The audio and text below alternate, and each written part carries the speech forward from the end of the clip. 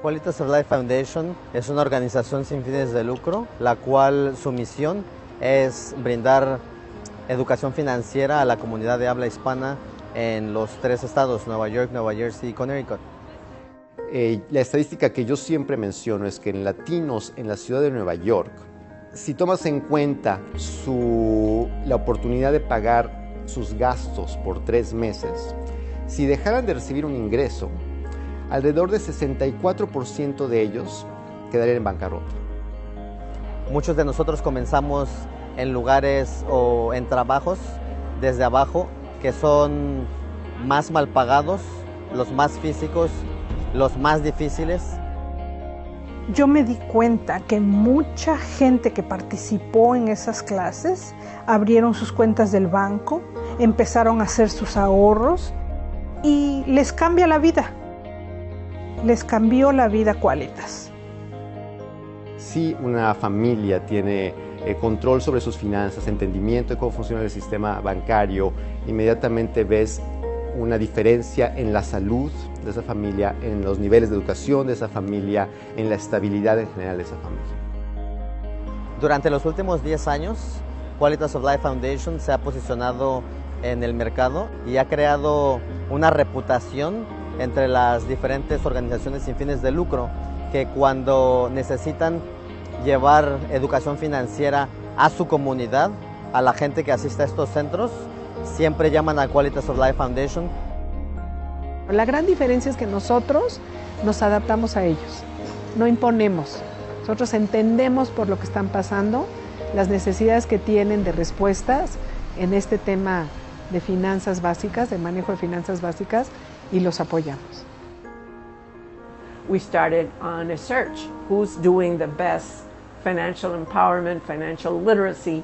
What I needed was somebody that knew the same population, with the same interest on keeping the community together, on making the community successful.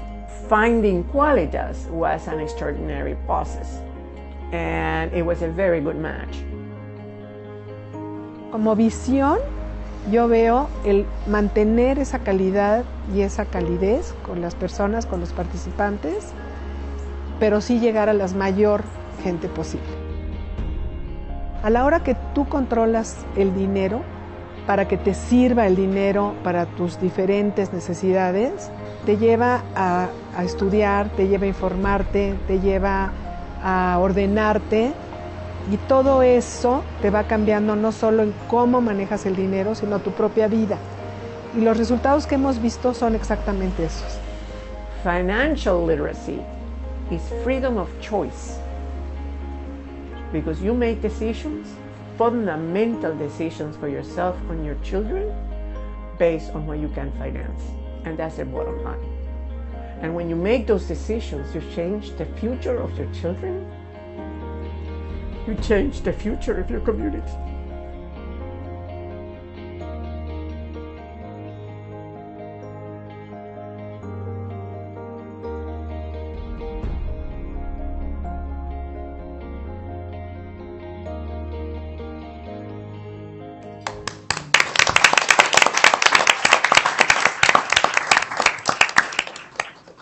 Welcome. My name is Elena Maria Millerman, and I'm a partner at White & Case's New York office in the Energy, Infrastructure, Asset, and Project Finance practice. I'm also the partner chair of the firm's Hispanic Affinity Group. I'm very proud of our firm's longstanding and unwavering commitment to creating and fostering an inclusive culture where attorneys and business staff of diverse backgrounds can thrive. We're grateful for the support of Raul Cantero, our firm's executive partner for diversity, and Maya Hazel, our firm's global head of diversity and inclusion, for their support of the Hispanic Affinity Group. I'm honored to welcome all of you here today to celebrate National Hispanic Heritage Month, which is observed in the United States from September 15th to October 15th. These dates are significant because a number of countries in Latin America, including Costa Rica, El Salvador, Guatemala, Honduras, Nicaragua, Mexico, Chile, and Belize, all celebrate the anniversary of their independence during this time frame. National Hispanic Heritage Month is also a time when we recognize and remember the contributions of Americans whose ancestors came from Spain, Mexico, the Caribbean, and Central and South America. For generations, Hispanic and Latino Americans have enriched our society with their service and commitment. This year, we're proud to celebrate together with Qualitas of Life Foundation. That was a great video, amazing. At our Financial Inclusion and Technology Conference, where we'll discuss financial capabilities and technology as a bridge for the financial inclusion of the Hispanic community in the United States. Immediately following my remarks, Viviana Jaimes, a partner in our capital markets group, will provide a brief introduction to the mission and great work of the Qualitas of Life Foundation and introduce our keynote speaker, Rosario Marin. We're very pleased that all of you can be with us this evening and look forward to an informative and exciting event. At this time, it's my pleasure to introduce Viviana.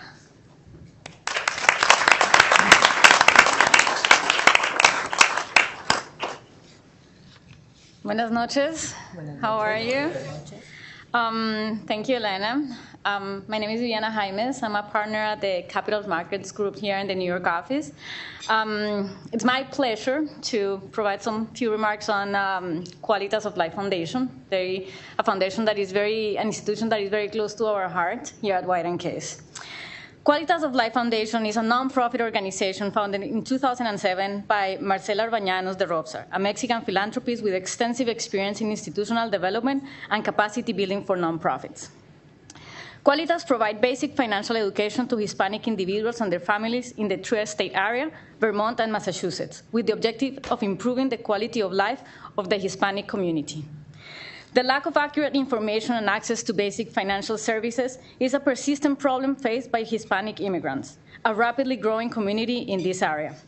The lack of information on existing services, as well as on how to manage one's resources, deprives Hispanic families from economic opportunities and social mobility, preventing them from reaching financial stability and security. Qualitas works hand in hand with community-based organizations to provide basic financial education workshops to the Hispanic migrant community. Qualitas has also partnered with consulates and large Latin American corporates, which are important sponsors of its efforts and mission.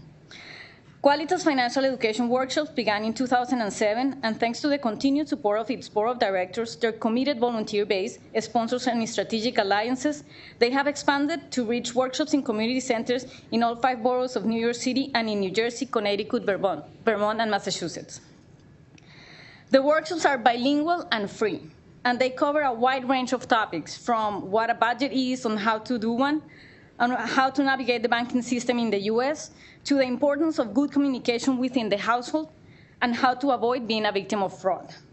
During its 10 years of activities, Qualitas has delivered over 600 workshops, reaching over 7,000 families and indirectly benefiting over 21,000 individuals. I would now like to introduce our keynote speaker, Rosario Marin.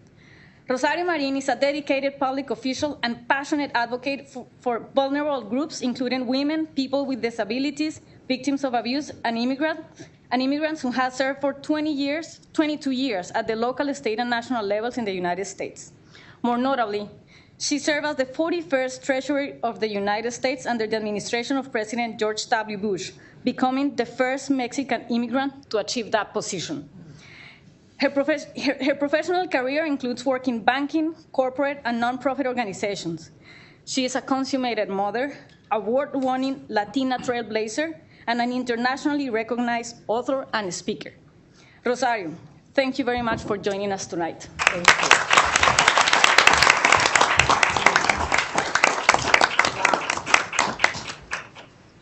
Viviana, well, after that presentation, I think I'm just going to stand here and let you admire me.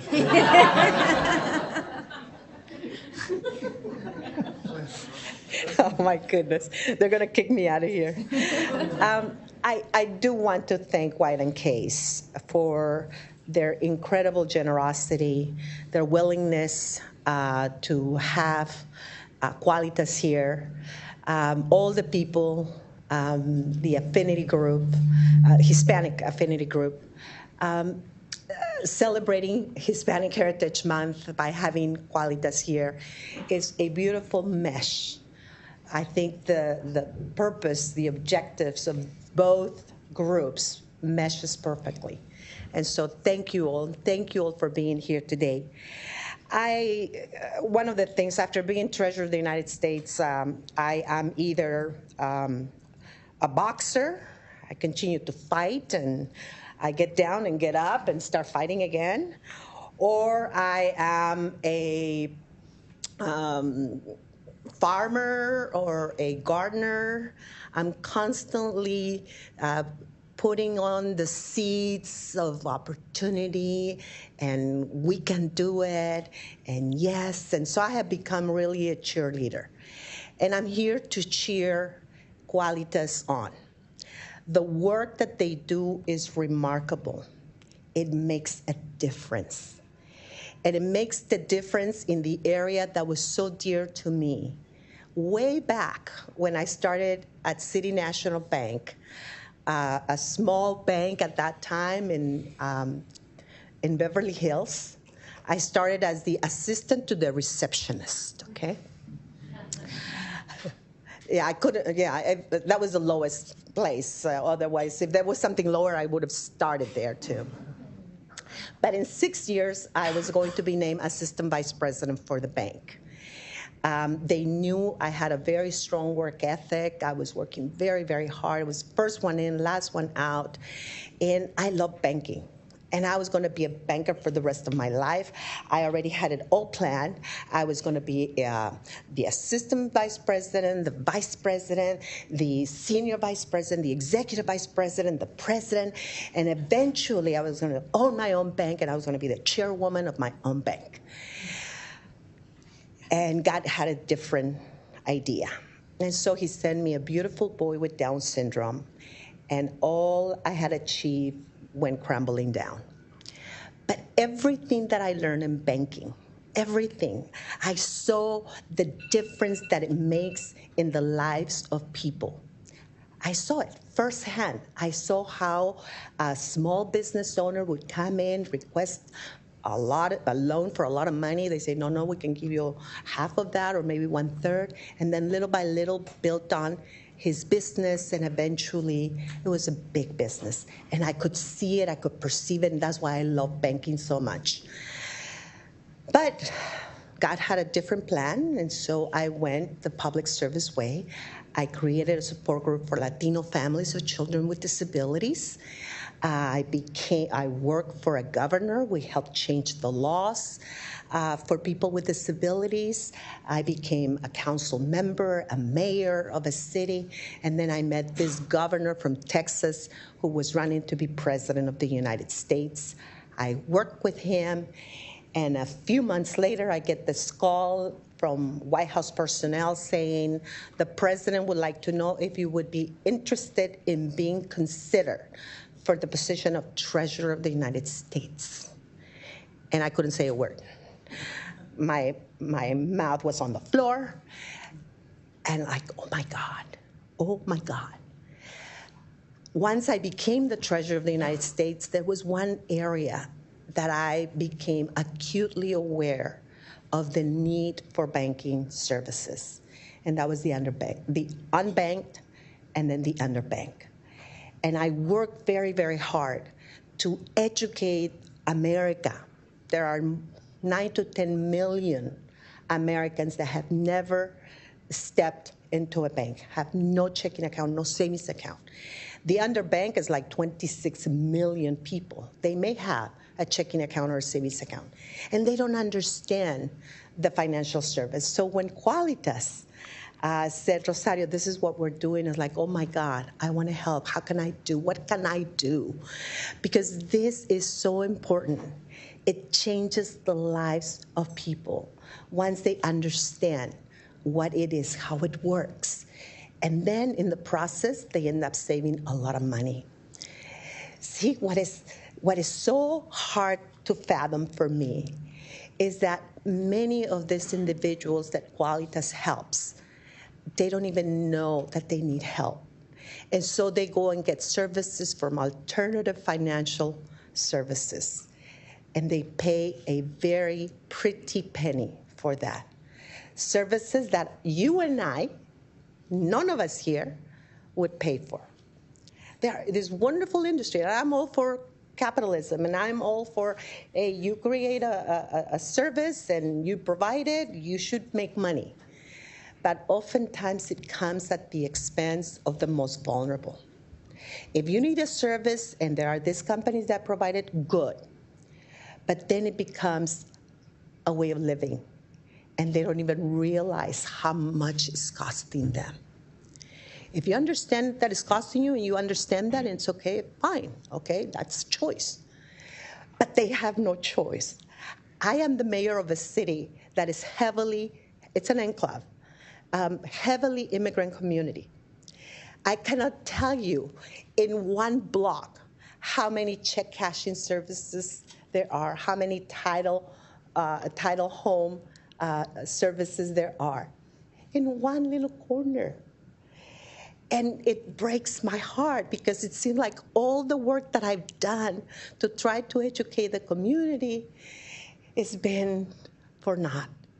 And so that's why I'm here supporting Qualitas, because it does make a difference. And I do want to thank everybody that is here. Believe me, our community needs it. Today, the communities that do not speak the language are under attack. And it breaks my heart to see that maybe they have saved some money, but they're not utilizing the banking system, and some of them may be deported. And the money is left in some jar somewhere, in their mattress. They leave whatever assets they have, they're gone. And they work so hard, and it's not right. And so whatever we can do to educate the community, I think is going to be great for all of us. For all of us. Because when we help the most vulnerable, we help an entire community. And so there are some challenges. I mean, there are millions of people that need to know this information. And we will utilize every resource there is. I don't know how many, Ana Pao, how many interviews did we do? Radio, TV, print, and more needs to be done. More needs to be done. The most important thing is we need to educate ourselves. Believe me, financial education, most of us may think, well, yeah, you need to have a bank account and that's it. Well, let me tell you, our graduating students from high school, did you know that many of them receive credit cards before they actually graduate? They don't even realize that they're going to have to pay for those credit cards. They just start using them, and they're like really on a financial bankruptcy without even realizing. They're on that pathway. I don't know about you. I hope all of you have financial planners. If you don't have one, you should have one. I don't care how old you are. Believe me, it's so important. I was the treasurer of the United States. I know a lot. I was in banking. But just like attorneys, and you all know this, if you have yourself as an attorney, you have a fool for a client or something like that, right? I have my own financial advisor because I still need somebody to put it in black and white, the things that I need to do. I can give everybody the advice, but I shouldn't be giving it to myself, right? That's just a good professional service. So I know many people, some wonderful doctors who have been living with $500,000 a year salary, but they haven't planned for the day when they will no longer have $500,000 coming in. Believe me, I've seen them. And I'm like, so how are you going to live? Well, I guess they're never going to retire because they don't have, and they will continue to have the needs of $500,000 salary. So we all need that. But it's really more urgent, really, this financial education for the most vulnerable of our society. And one of the most important things that I want to close with is everybody's job. You see, I went to speak at the Vatican about a year and a half ago.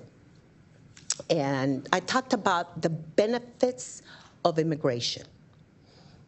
The year before, the 6 Nobel Prizes that the United States received, the six of them, they were all immigrants.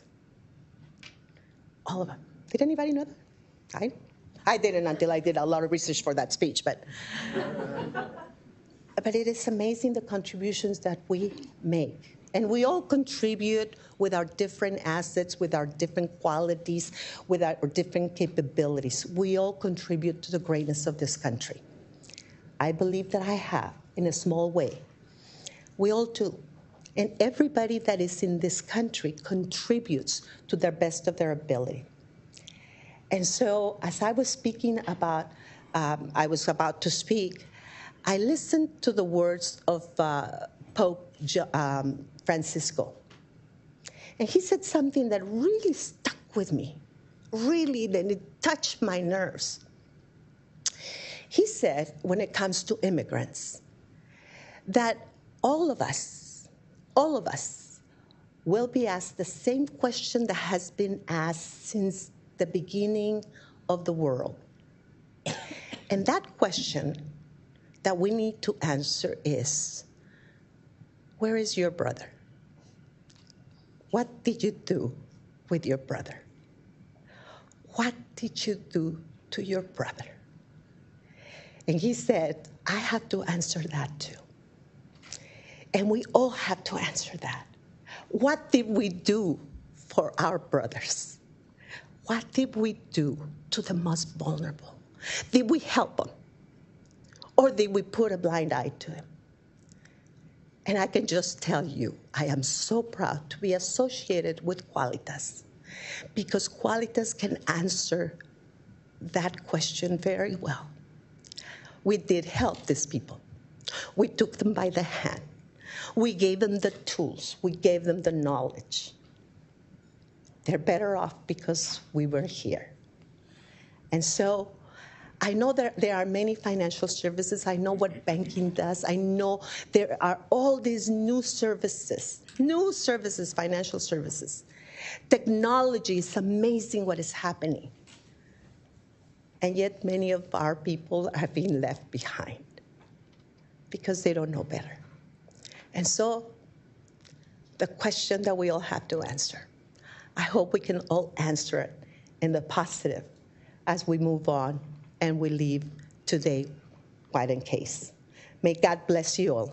And thank you so very much for listening to me. God bless you.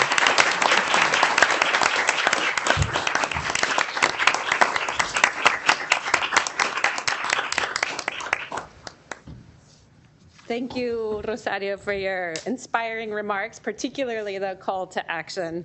I think we indeed all sit in great admiration of your work. At this time, we're pleased to welcome Jason Marzak as the moderator of the panel discussion. Jason is the director of the Atlantic Council's Adrian Arce Latin America Center. He joined the Atlantic Council in October 2013 to launch the Arts Center and brings 20 years of experience in regional economics, politics, and development. Under Jason's leadership, the Arts Center has deployed a laser-focused approach to providing new analysis and insight with a strategic focus on achieving impact around key issues in the Americas. From Mexico's reform agenda and Colombian prosperity to China's presence and the crisis in Venezuela.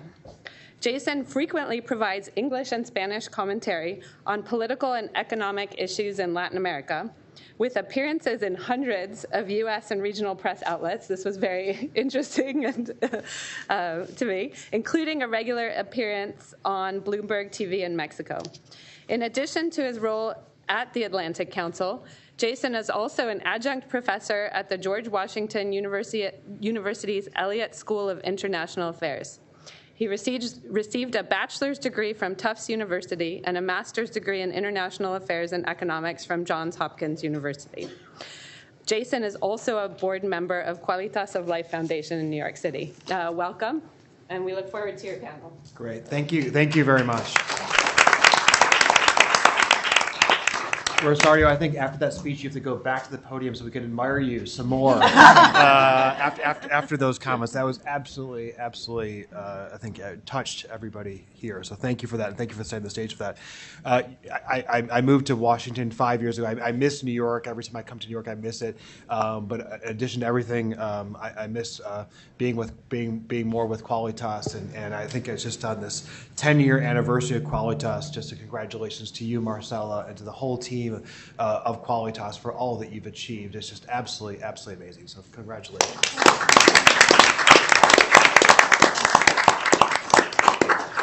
So in the next hour, this panel, we're going to focus on some of the key themes for Qualitas. We're going to focus on financial education, financial inclusion, technology, and then also experiences in reaching out to vulnerable populations.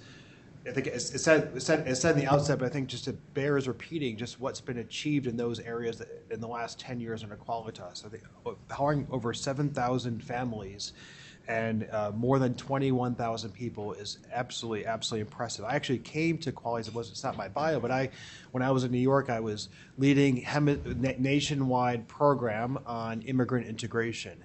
Working in new immigrant gateway cities, places like Omaha, Nebraska, Nashville, Tennessee, and other places, to try to get local city councils and others to recognize the importance that immigrants bring and to provide the resources at a city level so the immigrants' abilities to contribute can be best utilized at that level. So we're going to spend the next hour. We have a fantastic panel here. We're going to learn from these experts and practitioners on their experiences over the course of next year. I'm going to briefly introduce everybody. We could probably spend an hour just with the introductions, considering what everyone's achieved on this panel.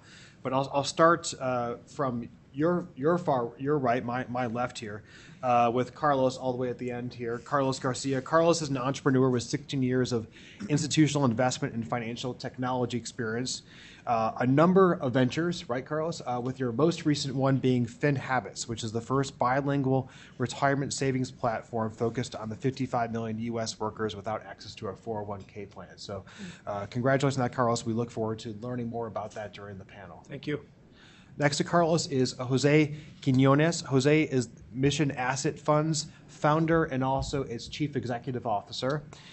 He built the fund into an award-winning nonprofit with innovative nationwide models for integrating financially excluded low-income communities into the financial mainstream. He serves on the consumer advisory board for a number of different organizations, and like Rosario, he has also received multiple awards for his amazing work.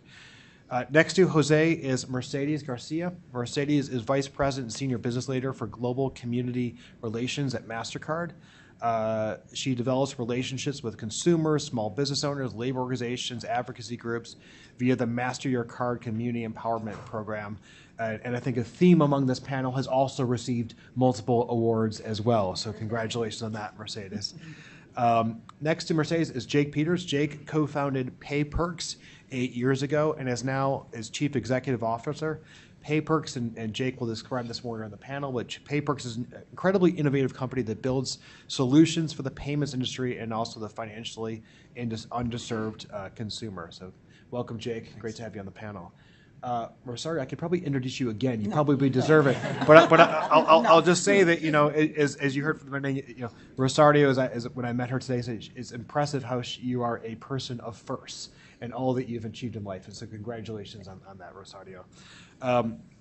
Next to Rosario is May Watson-Grote. May is the national field leader on issues of income inequality, financial mobility, workforce development, and also the founder and chief executive officer of the Financial Clinic, which is something that we'll discuss more about during the panel. She's also an inaugural member of the New York Federal Reserve Board's Community Advisory Group. here in New York. And then next to me is David Mitchell. David is Associate Director for Policy and Market Solutions at the Aspen Institute's Financial Security Program, where he leads a team responsible for advancing public and private sector leadership around a number of different programs key to Aspen Institute's financial security program. He's a wealth of experience before the Aspen Institute, including in my new hometown of Washington as well, working for the Senate Finance Committee, U.S. Senator Sherrod Brown, the White House National Economic Council, Office of Management and Budget. I was about to say OMB, but I have to realize I can't say OMB when I'm not. So Office of Financial Management and Citizens for Tax Justice. So what we're going to do is I want to first have everyone talk a little bit more about the companies on the panel, because there's so much innovation in the work that is being done on the companies on this panel. And then we're going to flow into a few different topics. We're going to flow into talking about financial inclusion, financial education, and then outreach to vulnerable populations. And yes, we will try to do all that in an hour. And then also and actually as part of that, we'll also take questions from all of you in the audience. So let's start out on the companies first. Jose, on Mission Asset Fund, can you talk a little bit about, elaborate on the company, but also the demographics of the Hispanic population that your company serves? Yeah, definitely. Thanks for inviting me. It's a pleasure to be here. I think push on the button there to get the green light. There we go. Can you hear me now? Awesome. So at the Mission Asset Fund, we're based in San Francisco. We also celebrating our 10th year anniversary, so happy us. Or yay us. Yes, so we started our work primarily focusing on the Latino low-income population in San Francisco to help them address all the issues of being unbanked, underbanked, like how do we actually get them into the financial system in a way that was meaningful. And so that was our primary target. And from our work of really trying to figure out what is it that they do with their money, we found out they actually do this thing called tandas, cundinas, susus, the very informal practices of them managing their money. And this is nothing new, something we did not discover it. Something that's been written up, over many, many years and stuff. And so what we did essentially was we figured out a way to take that practice and formalized it in such a way that we're able to sort of report it to the credit bureaus to give people, credit for what they're already doing with their money. I can talk more at length about what that means, but the idea was that to sort of like take Latinos, immigrants, and not treat them as like broken or like what they're doing, everything's bad or everything's wrong, but instead it's like actually there's a lot of ingenuity that kind of that happens when people need to sort of live life or struggle in life in the margins. And so participating at Tanda Condina is one of those things. But instead of leaving them there, we found a way to transform it so that the credit bureaus could take that information and actually build their formal financial selves. So we did that in San Francisco. Then we very quickly figured out that this doesn't just for people in the Mission District. This can actually work for people that live in Oakland or Fresno or LA or Chicago or even in New York. Oh, and also it doesn't need to be about just for Latino immigrants necessarily, but because this practice is a worldwide common phenomena. And so a lot of our clients are Asian Americans. Here in New York City, we work with an African American community, but all that is rooted in the practice, the traditions of the Latino community, and that's something that's very important. So you asked about how many people we serve. In terms of Latinos, it's like about 80% or so are Latinos, and others are everything else. But we definitely love the idea of lifting up the things that are working in our community and then starting the conversation there, so that we can talk to them about retirement or savings and all the other things that they need to do with their financial lives, but do so in a way that is constructive, that is positive, that is reaffirming and respectful of who they are as a people. So 80% Hispanic, but as you say, the experiences really has translated into a number of other populations. The financial clinic describe briefly the mission of your work, some of the most important things that you found, as well as address the same question for Jose of who you're actually serving. Mm-hmm. Sure, yes, thank you. And I very much appreciate the invitation and to share with you a little bit more about our mission. We're 12 years old. It only gets better. So we serve the financial clinic. Its mission is to build the financial security of working poor people, initially here in New York City, but we also have a social enterprise called Change Machine, a service as a software platform, which I'll get to in a little bit later, in which we are broadening our reach really more nationally. But here in New York City, to building financial security to the clinic really means helping people bridge that chasm between how much they earn and the self-sufficiency standard. And just to give people kind of a sense of what that looks like for our customers, on average, the folks who we're serving, which about 2/3 are women and maybe about 1/3 Latino communities, depending on the location. In some locations like Sunset Park or the Lower East Side, that's going to be nearly 100% Hispanic, and in others less so. But that's about $24,000 a year that the families that we serve make. But in the most recent self-sufficiency standard research demonstrates that a family of 3, so let's say a parent with 2 children with childcare obligations, needs $79,000 to be able to make ends meet, to be able to pay for childcare, to be able to pay for your rent, to be able to pay for your medicine, insurance.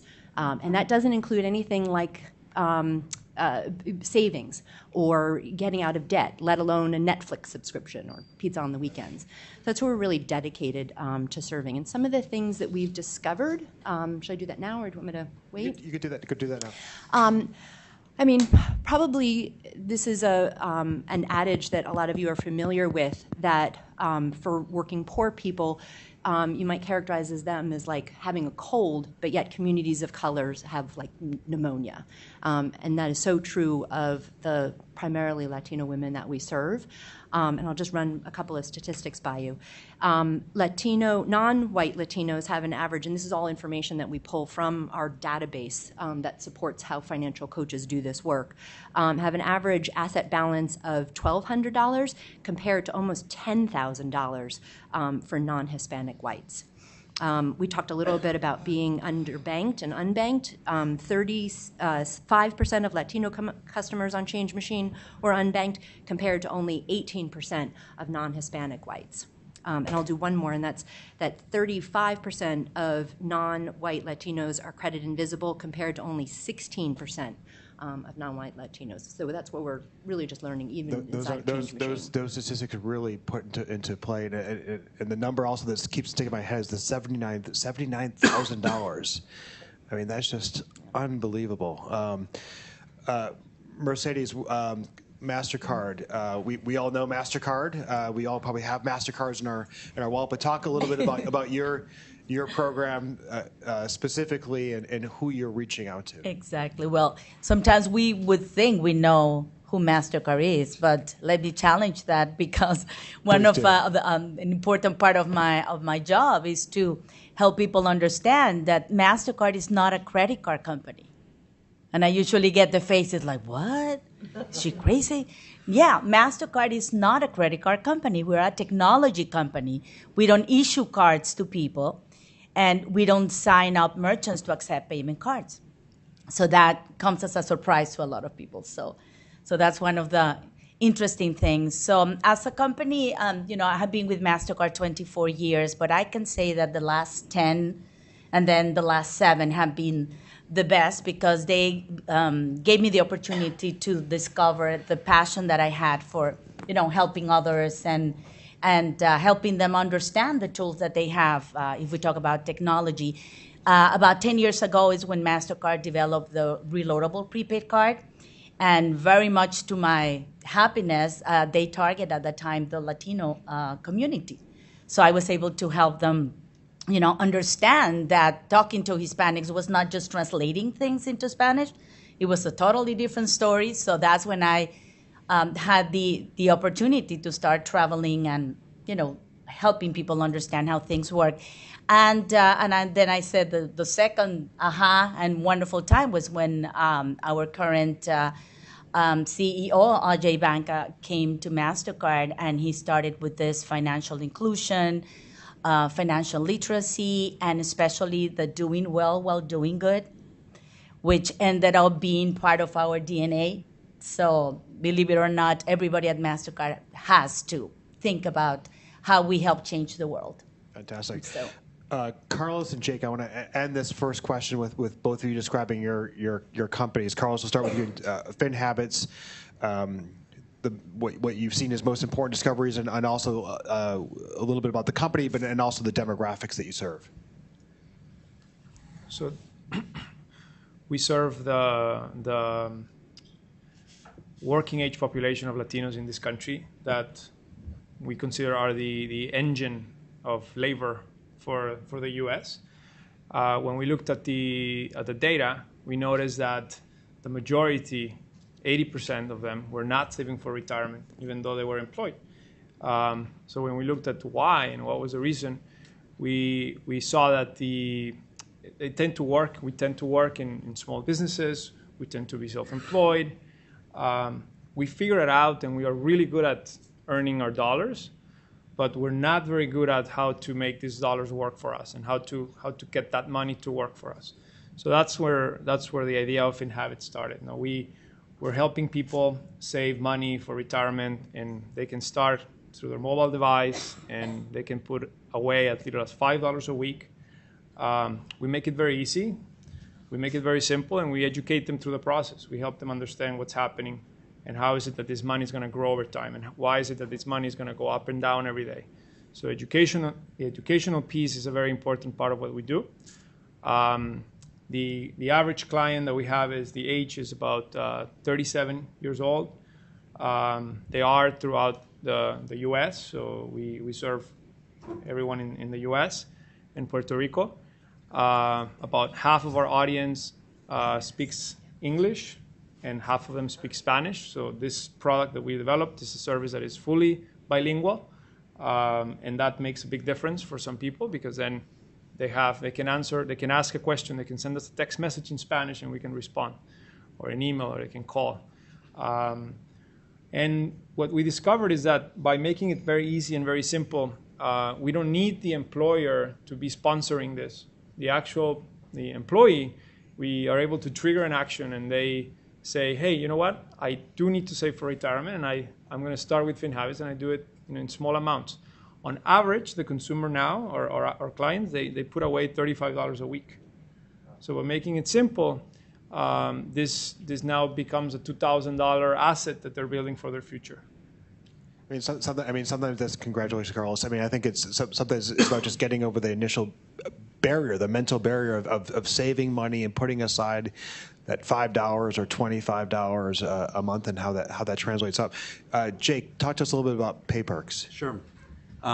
This is working. So it's funny that I'm sitting here, because we wouldn't be here without the Treasury and MasterCard. So we're a... And you're not just saying that. No, I'll explain. So we're a B2B2C SaaS platform. So I'll explain what that is. And we're an educational rewards company. So we help low-income people, mostly we used to say unbanked and underbanked, and then we used to say low-income people who really don't have a bank account and probably don't even have any extra cash to save. So mostly benefit recipients, which is where the Treasury comes in. And MasterCard has been our primary client since, actually, we're almost 9 years old. So we have about 1.2 million consumers on our platform on the Direct Express, which are mostly Direct Express cardholders. So the Direct Express card is a card sponsored by the Federal Treasury for the disbursement of federal level government benefits. It's currently MasterCard branded. And so we started with a small pilot of our platform 9 years ago. And then we, 5 years ago, launched on the Direct Express program as this educational rewards program. So my co-founder and I were looking at all sorts of different things early on in the story of Pay Perks, and we found it kind of ridiculous that there were so many. We really didn't. My background is in technology, and her background was in marketing, and we really were not payments people, or we were not into. We were not up on the sort of un and underbanked world, and we started peeling back the layers and started seeing the opportunity for solutions, because the problem was so large. So many people were getting paid by check and wasting so much money going to check cashers. Even they didn't even realize how much money they were wasting. And so we realized there was really this educational opportunity to get people onto prepaid cards, which had recently been developed, but people weren't doing it. Like they weren't taking advantage of these technologies and then using them for their own betterment. And so we realized that the issue was education. No one wants to like sign up for education, so we realized we had to make education fun. So we created cartoon-based educational games, and then we paired that with rewards. And so, you know, this population wasn't going to use Amex points or airline points, or cashback would have been, you know, like here's a penny for your $300 that you spent, which is not motivating. So at that time, the power of sweepstakes-based incentives started becoming more popular, and so we leveraged the human desire to, you know, be susceptible to the false odds of games of chance. Like, you know, you all might buy a few lottery tickets when the lottery is, you know, $500 million, $1 billion. I try whatever pretty it is. often, yeah. And never like, successful. So we give away $1 up to $50 for government benefit programs, up to $1,000 for payroll card programs, and these prizes are exciting.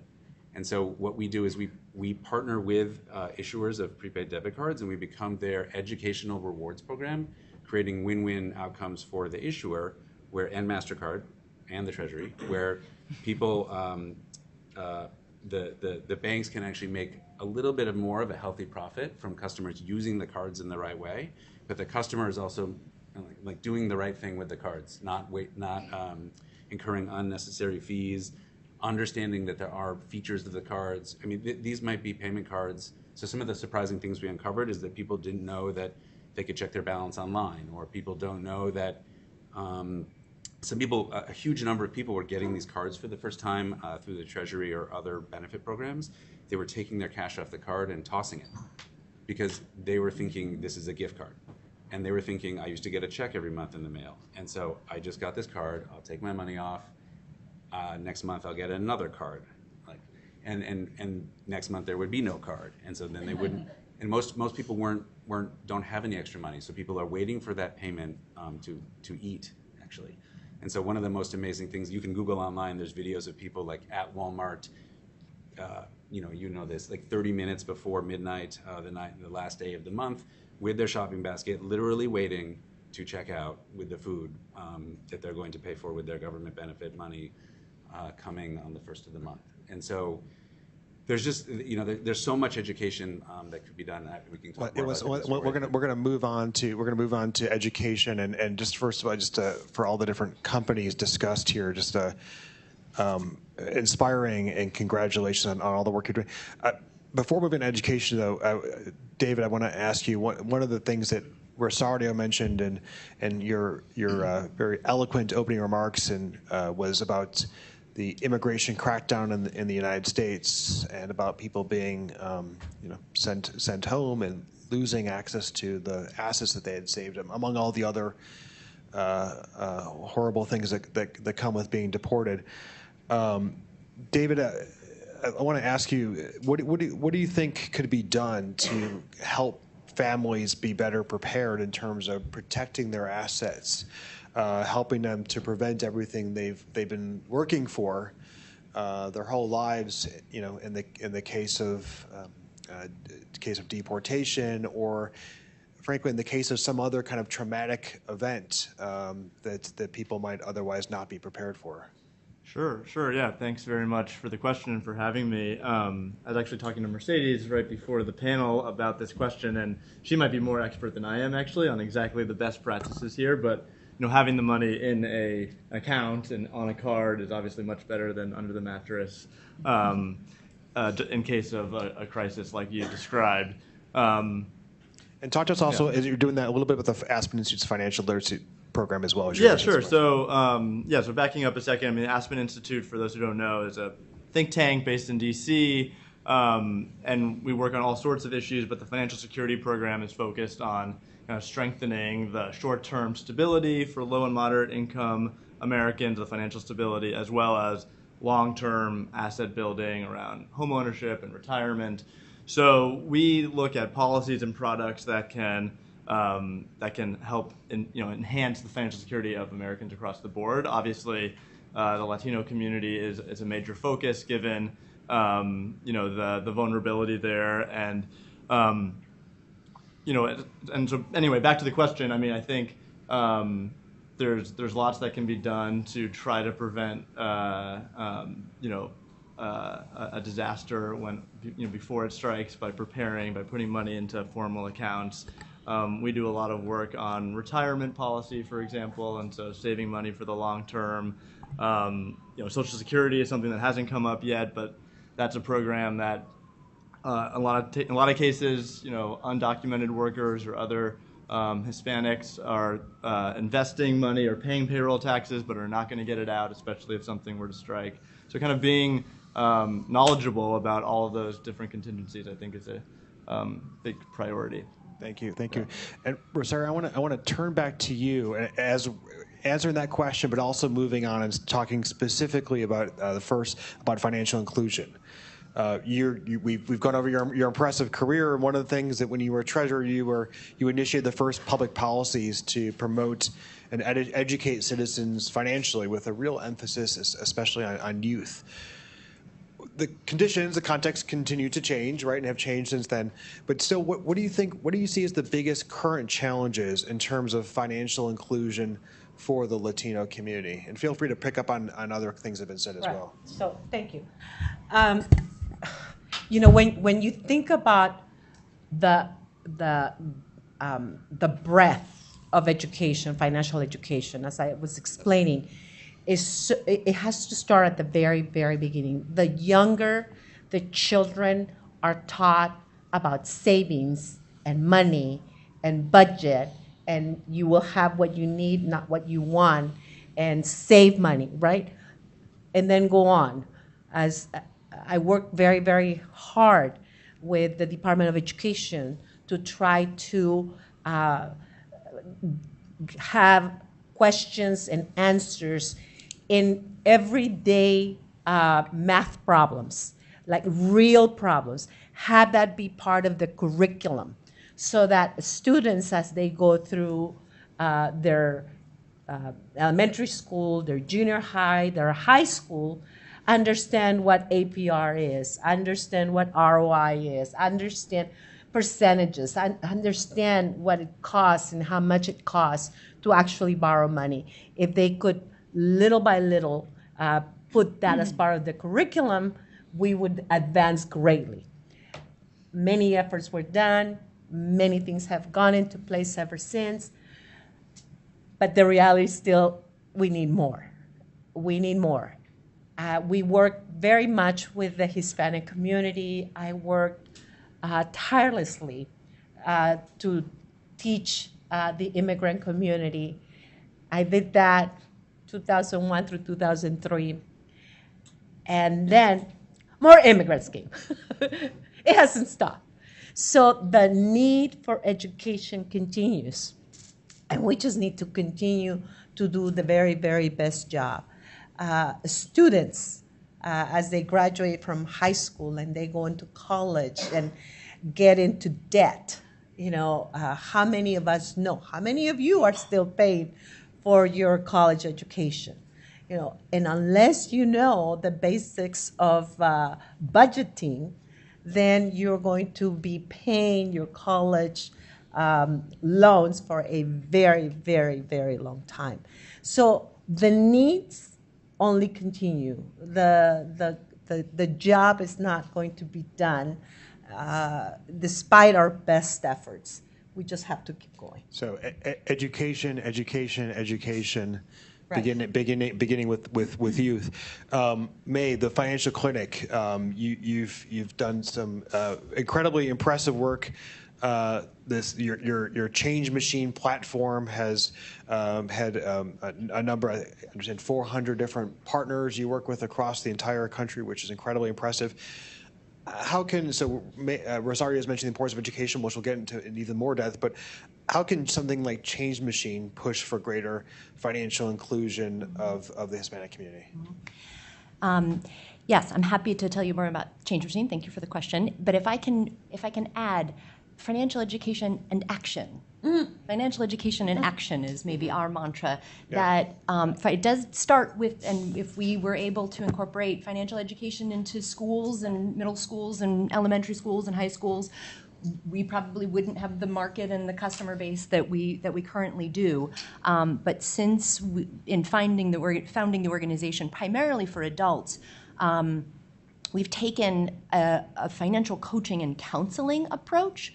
So to work one-on-one with low to income, moderate people over time to help them consistently save, lower the cost of their banking products and services, either establish a credit history or build their credit score, lower debt, and then do enough financial planning throughout the year to be able to save a portion of your tax refund. Most of our customers get like the earned income tax credit or the child tax credit, and so we want to help people plan ahead so that that becomes an asset building opportunity. But really, the core of building financial security through financial coaching and counseling is that of a financial goal. And we define that often as being forward-thinking, asset-driven, and something that really feels you're passionate about, something that you really feel very strongly about. Because it is so important, and maybe I'll just piggyback on Jose's comments earlier, that we really leverage people's strengths. So many of our customers, Latino or not, come to us because their credit is in the tank or the debtors are calling. And for us to really be able to see the outcomes that we do for folks making $24,000 a year, about $1,700 saved, $1,000 less in debt, and a 33-point credit score increase, it is because we are leveraging their strengths. It is because we are being able to really access what is incredibly positive about what's going on in that community and what's going on with that family. I have a couple of examples of that, but Change Machine is our also a B2B2C platform. We work with other practitioners like domestic violence advocates and job developers and career coaches to be able to help their communities really incorporate these strategies into the context of their social service delivery models. So education, action, and also having clear goals and clear assets, something that you're clearly working toward. I know that it's fundamental to all the programming that Qualitas does is always making sure that the participants in the trainings have a clear mindset of what they're trying to achieve from the get-go. Jake, you want to jump in? I was just going to make a quick comment on action. And so people say a lot about financial literacy, financial education. The way we describe it is financial capability, which is sort of the education and then the action. So we did a double-blind randomized control trial study where we looked at just giving on a payroll card people education, and then also giving people education plus the rewards that we give people. So we have little meters, and we look at how many of the things you're doing it's not about how much you spend, like more Amex points for dollars. It's more about these actions that you do, and we were able to get people to change their behavior much more dramatically by not just giving them the information, but then rewarding them actually for putting that into practice. And so I would agree, that just struck a nerve with me, that it's a lot about people just say, I have a financial capability site, I have these modules over here, I have this brochure, and it's like, that's not enough. Right. I mean, like everybody, people want to see instant gratification of what they're trying to achieve. Mercedes, can you, as we're continuing this theme of financial inclusion, talk a little bit. I'd like to hear a little bit more about some of the partnerships that you've built, because that's we're talking about how do we scale up, right? Exactly. How do we scale up what individual programs, what individual companies are doing, and MasterCard has a really long history in innovating to quickly reach scale, especially in the use of prepaid cards. So, talk a little bit about about the partnerships with companies and also with workers and individuals, and how you see that, kind of your recommendations on how best to achieve those kind of partnerships. Sure. First, let me tell you about the Master Your Card program, which is our community empowerment education program. And we work with different organizations because obviously that's the only way to really scale it and get to all the people we want to. And we are working with children as well. Now that you were talking about that, I think I couldn't stress enough the importance of that. For example, with children, we partner with an organization called EverFi, a company called EverFi. So we have reached 260 schools, And this year, just in New York, we're going to be in 150 schools, K to 12, with financial education. I also work with children from 7 to 10, 10 to 13, and 13 to 18 years with World of Money, which is another great organization. But in terms of, to scale it, for example, for Hispanics, we work with LULAC, Unidos, former National Council La Raza, the Latino Coalition, labor unions like LACLA. Also for African Americans, there's also the Philip Randolph Institute. So there's a lot of different organizations that we have the pleasure to work with, because otherwise we wouldn't be able to get to everybody that we want to. And based on their needs, we do a lot of train the trainers, and then we have developed customized materials for them, sometimes for seniors, sometimes also for women. We also work with women organizations. But the idea is, everywhere to bring the information, especially how to leverage technology. It's really alarming. People are spending close to 9% of their income in check cashing centers and interest for payday loans. So once they understand that there's another way of doing things, and once we also work with companies to stop the paying with checks to unbanked people, which is, I call it a recipe for disaster. So yeah, when companies start using payroll cards, reloadable prepaid payroll cards, they're helping them save that money. So definitely, yes, a lot to do. And I always try to evangelize everybody to become part of this mission to help people understand that there's other ways. So I'd like to drill down more on education, right? I mean that's fundamentally that's what Qualitas does, right? Qualitas is providing the tools for financial education of Hispanic communities, with the recognition that financial education is critical for social mobility. Without financial education, you can't get ahead. And if you can't get ahead, then the future your future generations are kind of in the same spot where you are. So.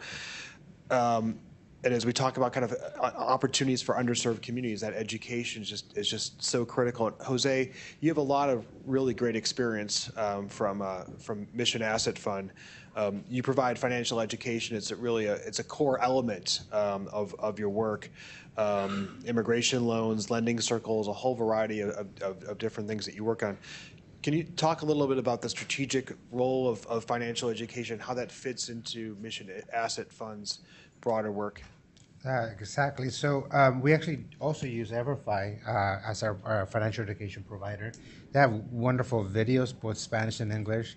It's like 26 or 30 different modules that we sort of download, and we actually require it. So all of our clients, before they start a lending circle, they have to at least see 6 modules. And we thought that everybody's only going to see 6, but it turns out that that's like the bottom number. A lot of people actually do 10 and 12, and a lot of people actually come back and do more modules because people love information, particular information that they trust, right? Because there's so much stuff on the internet now but we really don't know what to trust anymore.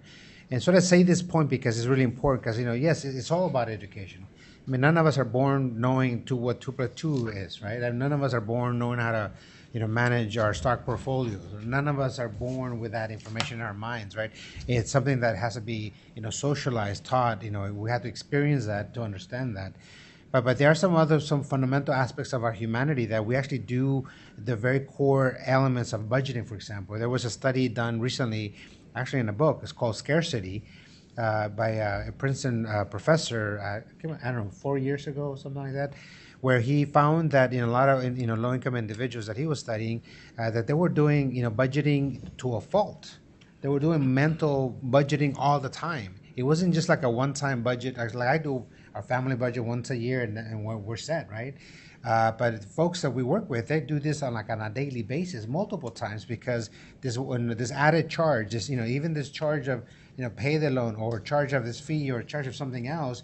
They have to always recalculate what is going on with the money, because that's how they figure out how to, stretch the dollar, right? So they're budgeting all of the time, again, to a fault, to the point where it actually drains some of their mental capacities. Honestly, this is what this whole book's all about, right? So I think, yes, it's all about education, but it's also about the tools and products and services that we're creating to help them be better at what they're doing. And I think that's where we've turned the conversation around, over the years, to say that it's about capability, but it's also about the products that we're building that are inherently built so that they can actually succeed. There's a lot of products in the marketplace that are actually built to make people fail. And then they get, and then they profit from that, right? So we're trying to change the conversation to sort of say, let's also focus on the products and the services that are geared towards low-income individuals. Because when we start talking about that, then you see that there's actually not a lot of products. And a lot of banks don't have loans that, you can't walk into a bank and say, I need a loan for $500. I dare anybody to walk in to any bank and say that, and they're going to say, no, we don't do that.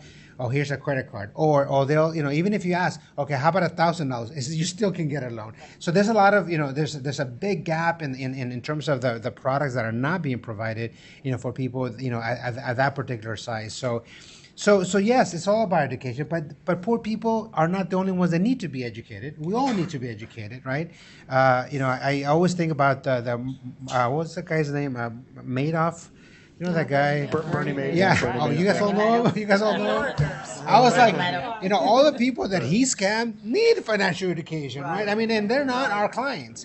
So, I say that, without stress, because sometimes we leave the conversation to sort of say, oh, pobrecitos, oh, you guys don't know anything, you guys are all dumb, you guys are all uneducated. That might be the case, but when you leave the conversation at that level, you also leave them with a little bit less dignity, with a little bit less of their humanity. So, but you can say, well, yes, we need education with the right products, with the right services, so that whatever it is that they have, you can make more out of that. And then you actually leave them walking with a spring in their step, right? And so there's something to be said about that. And now, so when we use EverFi, they're wonderful. They're a wonderful company. They're based in DC. Luckily, past 6 years we've been working with them, essentially buying licenses to use their product, and then we don't have to recreate that wheel because they've already done that, right? And they do it in Spanish. It's even better. And we actually even track when people start their video and when they end it, and even the little tests that they have within the modules themselves. And so it's a question of how do you provide it so that people can have freedom of choice of what they want to learn, when they want to learn it, because sometimes somebody might want to refresh their memory about how do you retire. But for some other people, maybe the question about how do I manage my student loan issue. So there's a lot of different topics that many people need to learn about. And so again, yes, it's education, yes, it's action, but it's also about the products. Are they designed for people in mind, or who are they thinking about when they're designing those products? So there's a lot of different components to it to ensure that our clients are actually successful. Yeah, I agree with you. If I may add, definitely why there's such a big percentage of people that are unbanked. It's not only the trust factor, and sometimes when we come from other countries, we have a preconception of I should trust them or not, but also probably the banks have not taken the time to develop the right products for the different segments.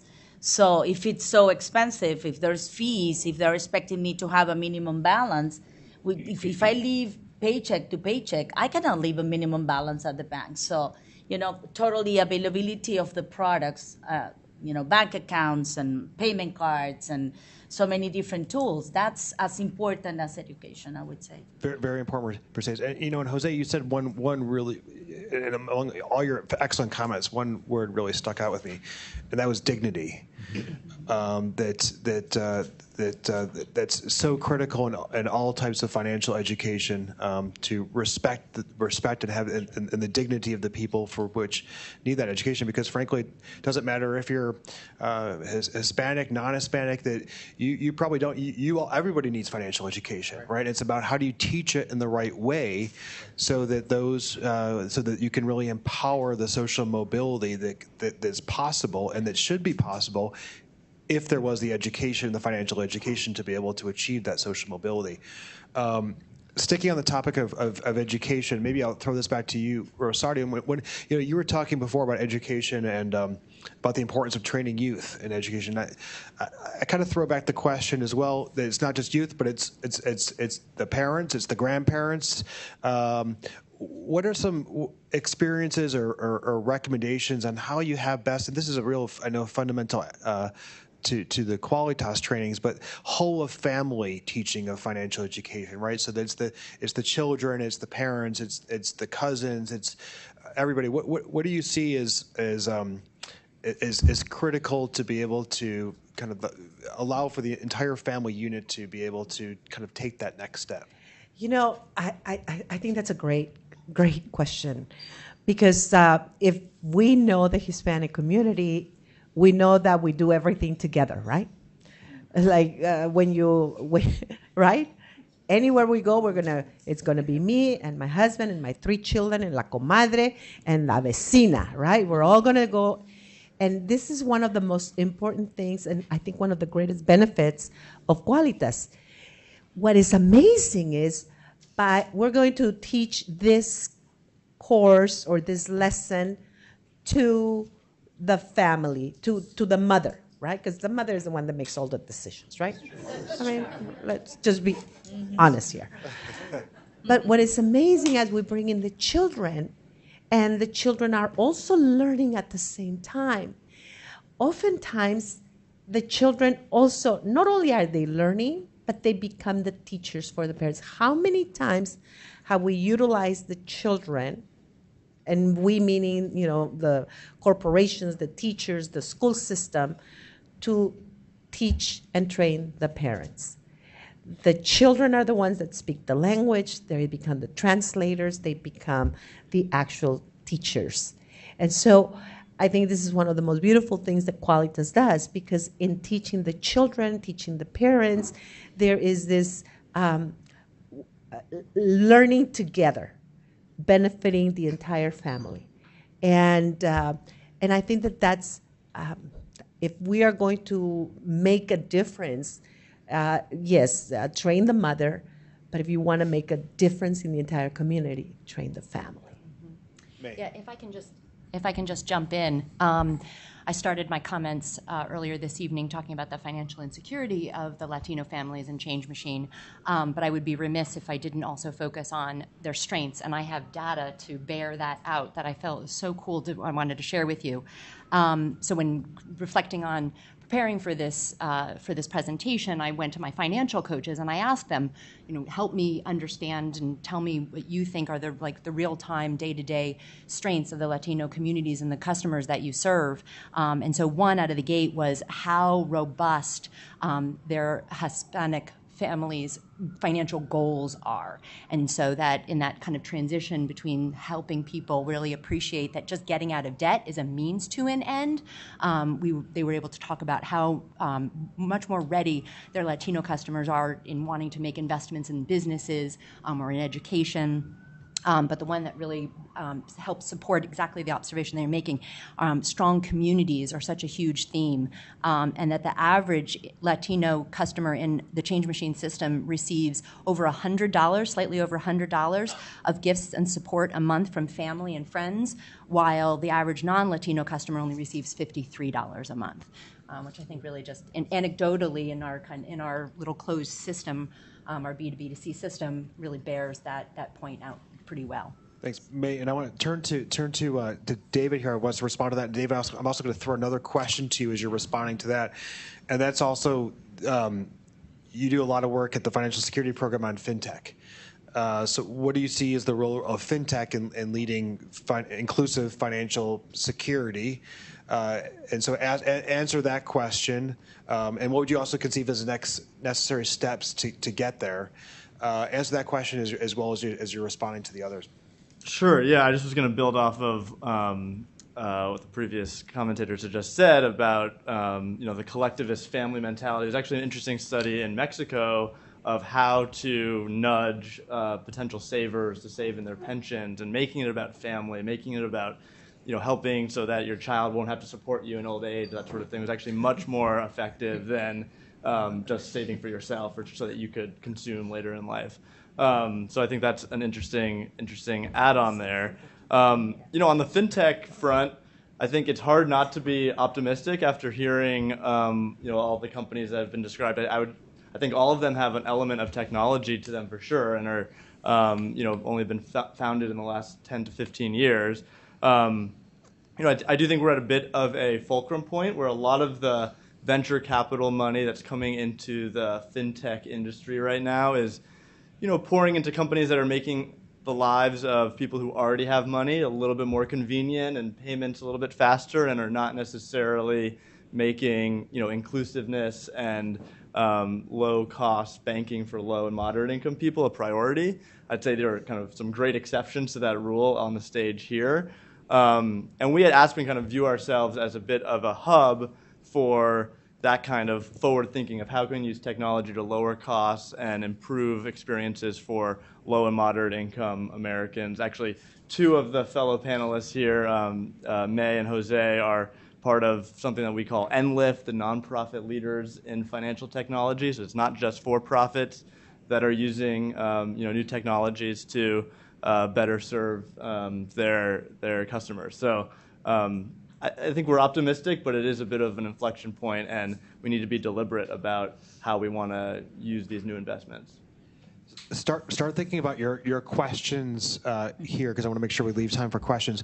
But Carlos, sticking on the issue of technology, and actually as we think about technology and also combine that with, as we think about how do you especially outreach to some of the most vulnerable populations, as Dave was mentioning, there isn't necessarily the investment in that, except barring folks on this panel, among others. But there's also a lot of fear, right? A fear of people that they just won't get it right, that they'll push the wrong button. They're using mobile services to actually access products or services or information, and people just want to talk to people, right? And they're apprehensive, especially some of the lower income populations that haven't had much access to technology to actually use technology. Talk us through in your experience. How do you build services or products or operations that appeal to low income or actually very low income consumers using technology?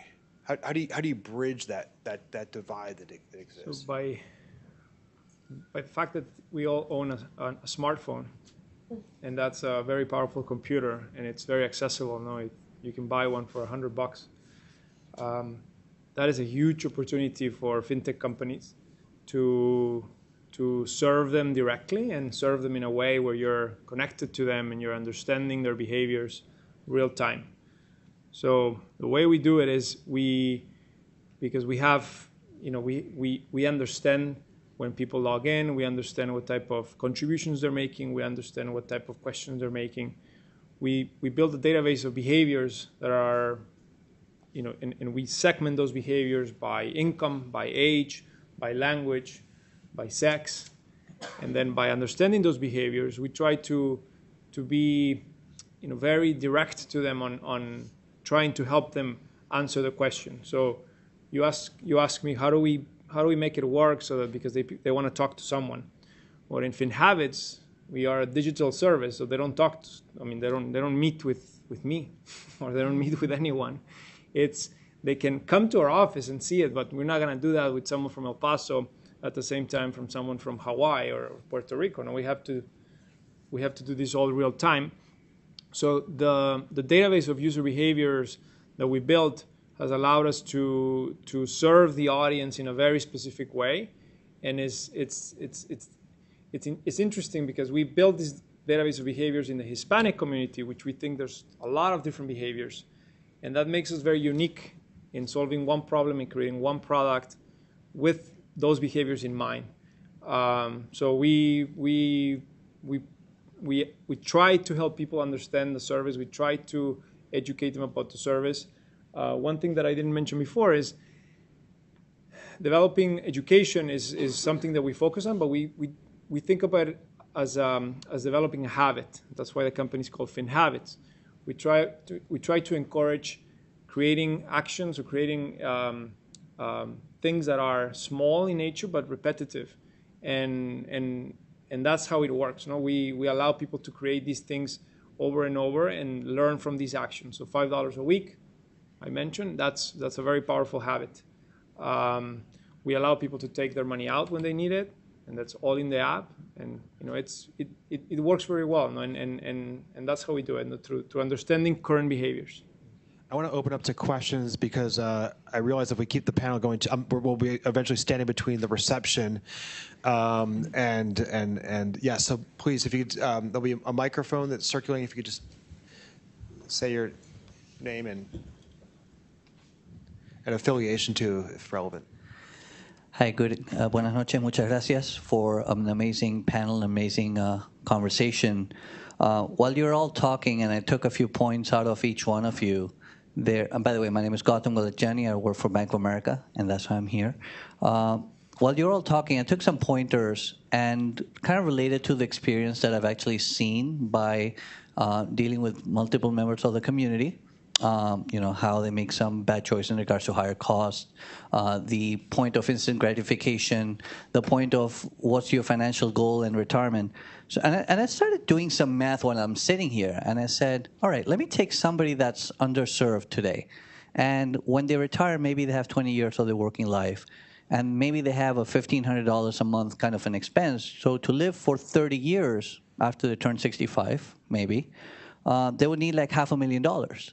But then if they don't have any savings today, and they start with $1,000, let's assume, and they start putting $50 a month, the interest rates in our country here aren't that great. I mean, a lot of people come saying, hey, I want to put money savings in the bank, it's going to grow over interest, but the interest here is pretty bad, right? So let's assume that they even go into investments and go really aggressive, and that's 20% a year. The math comes out to be around $350,000 at the end of 30 years worth of, or 20 years worth of savings. So keep me honest. Here's my conclusion. This is perhaps not a this generation issue.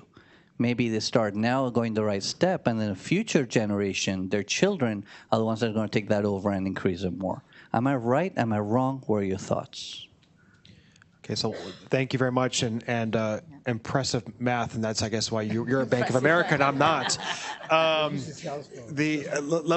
me take another question or comment before we turn it back to the panel. Yes, please, in the second row. Hi, Jimena Monjaras from the Center of Human Rights Studies. I want to ask everyone here, how do you think is the best way to also incorporate some of the other issues the Hispanic community faces, like the low income, domestic violence, tech illiteracy, and all these other issues that are impacting their finances as well, although not necessarily in the financial. Really important. Good question.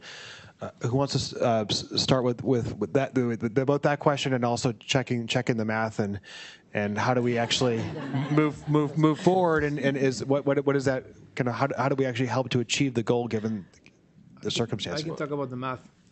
Okay, Jose. Sorry, Carlos, you're starting with the math.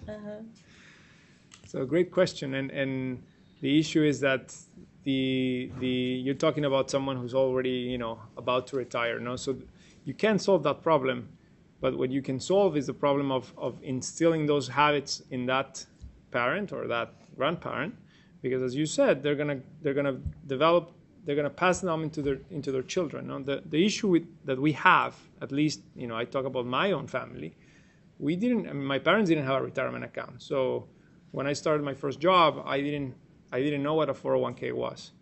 So that's the effort that FinHavis is trying to create. We're trying to get into the 35-year-old because that's enough time for that person to accumulate enough retirement assets. But we have clients that are 70, we have clients that are 18. But we think of it as a create that habit. It doesn't matter what age. And yes, you're right, the math for that person is not going to work. They're not going to have enough money to retire on.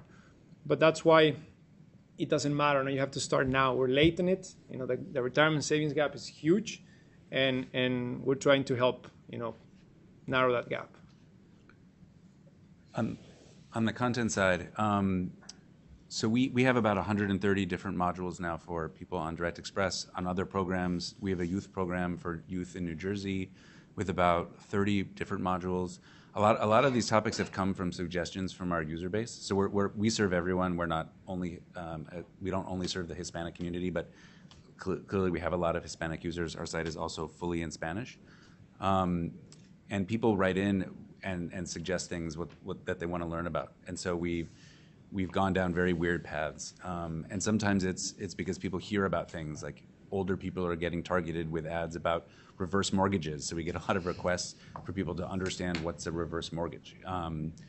We launched a whole separate branch on nutritional education because there's a strong link between people who are, about half of our users are on food stamps. And so we teach people about how to eat and think about shopping better and reading nutrition labels. We have topics on finding jobs, and we have weird topics on what to do when people call you and you know it's a scam. What can you say? Which is about dignity and empowerment. And so we find that there's no shortage of information about what people want to learn about. The question is, how do you create that content and then get it in front of people? Yeah, and I would add as well is that as we are, all of us involved in this topic, is that we need to keep in mind that we're helping change behavior. It's not sharing information, it's changing behaviors and previous perceptions.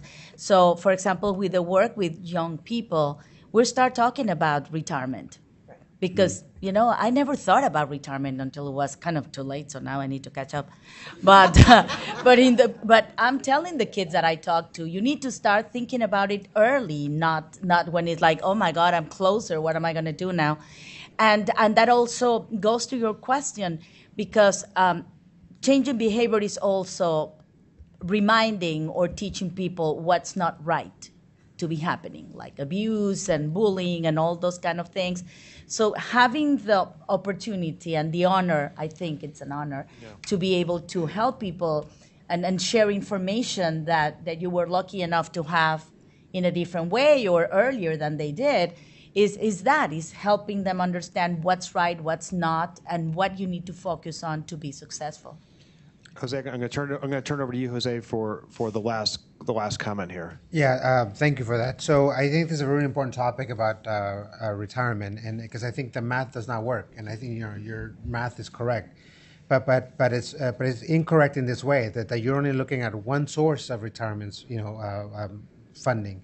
There's Social Security that we need to sort of make sure that that's always there, and that's something that not just for immigrants or new Americans. That is actually people are going to rely on that as a source. So you have to sort of add that to that number, and even then it's not going to work, right? Because it's not enough. And this is where people are actually pretty smart about this. They know that they're not going to be able to just retire on their own savings, even a Social Security number. They are going to rely on who? Their family, people that they love, people that they are involved with, people that are part of their lives. And people understand that. That's why they throw quinceañeras and they throw a lot of parties, because they stay a long time. Yeah, because they're developing something that is so fundamental that is not necessarily something that we can quantify or monetize in such easy fashion. And that is social capital, the relationship that they have with each other. And then they're also thinking about, maybe I'm not going to retire here. Maybe I'm going to retire in Mexico or El Salvador or somewhere else where the cost of living is a lot, cheaper. So you have to think about in this multidimensional phrase, because you're right. If you just only look at your own individual savings in the cost of living here, it doesn't work. But when you add the other elements on it, there's a possibility of them to have a dignified, retirement life as well. Well, please join me on that comment in thanking David, May, Rosario, Jake, Mercedes, Jose, and Carlos for an excellent, excellent panel.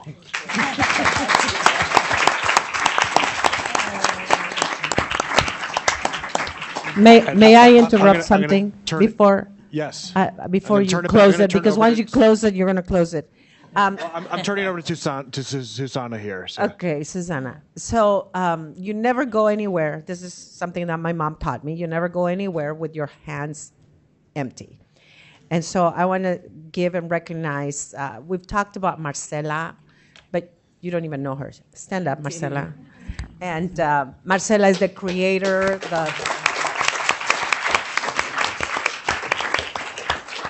So I have something really special for her. It's a $2 bill. They do still make them. They're considered good luck. This is a low series. Any of you numismatist? Anybody here? Numismatist, what is that? People that collect money. Okay. It's a $2 bill, has never been circulated. Low series numbers with 2 signatures. So this is for you.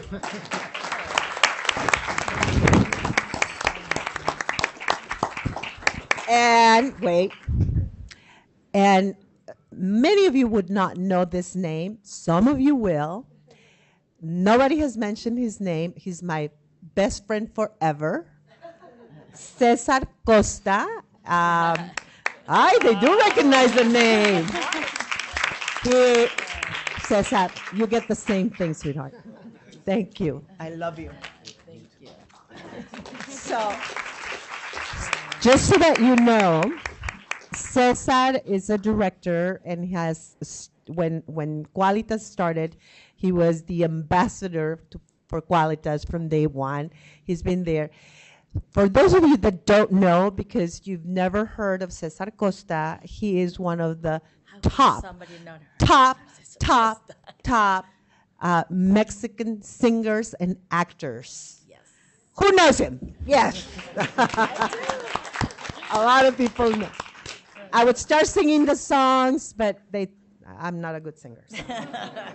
And I would just, if you indulge me, I do have their $1 bills, same thing, low series numbers, to all the people in the panel. Oh, thank you. These are cool party papers. Jose. Wow. Jose. Gracias. Name. Muchas gracias.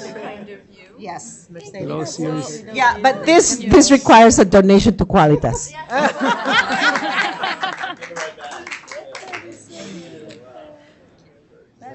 Thank you, Rosario. We also have some presents for you guys, and I will ask Marcela to join me and thank the panel. This has been amazing. Thank you, Jason. Thank you, everybody, for being here. We know you all have a very busy agendas, and we have the UN things going on this week, and everybody was very busy, and we're very, very happy to have you here, especially as well, and to have the honor of having Marcela, the founder and chairperson, here. So we want to give you some presents, but I will ask Marcela to do the remarks. Well, thank you all. Thank you, White and Case, as always. And as you mentioned, as you say, Qualitas has a special place here. You also have a very special place in my family. You know that. Yes. Thank you all. Rosario, God bless you. Thank you for being here. I know this has been a great effort from all of you to travel. Jason, I think you did an amazing work. Thank you for your solidarity as always. And all of you who have trusted Qualitas, who know White and Case, and who are here on behalf of the Hispanic community and believe that we can, as Rosario mentioned, build a better world for all of us. Thank you, and I hope you enjoy it. We're going to deliver a white paper out of the conference that you will be able to see at our webpage. And anything that we can build together, please feel free to contact us, because we're eager to talk more with all of you, because I think you are doing excellent jobs. And there's so much to do that we need to do it together. Thank you. Thank you for being here. Gracias. Thank you. Just for you to know that we're giving Qualitas of Life financial education program materials to each of you for you to have them. And I want also to thank Ada, Patricia, Viviana, and Elena, and everybody here at White and Case for make this possible, and Qualitas staff, Ana Paula and Laura. So please join me to thank everybody that was involved in this.